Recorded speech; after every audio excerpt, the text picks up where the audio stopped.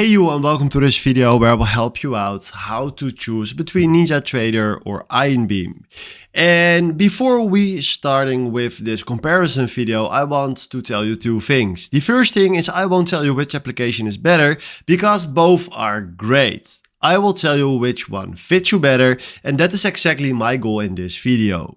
The second thing is I made more than 1,500 videos about crypto brokers, settings, futures, options and whatever, and I will tell you with my experiences on both applications which one will fit you the best. So let's start right here with the main focus of NinjaTrader, and that is that NinjaTrader is a futures trading platform.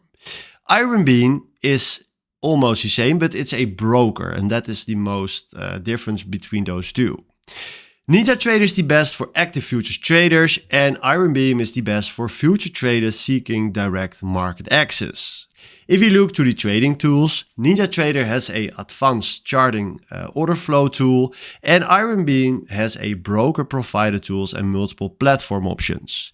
So if you go to the interface, NinjaTrader is clean, modular trading workstation, where Ironbeam is more different because it depends on the platform that you will use on Ironbeam. So you can also use NinjaTrader on Ironbeam or TradingView, and that is just an example.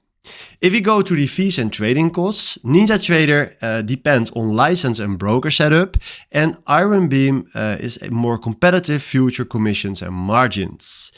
Then, if you're asking me, many traders use NinjaTrader for future trading, order flow, scalping and active executions, and many traders use Ironbeam for futures brokerage, direct market access and a flexible platform selection.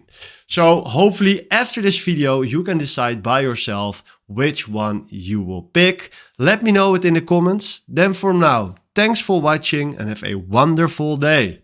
Ciao.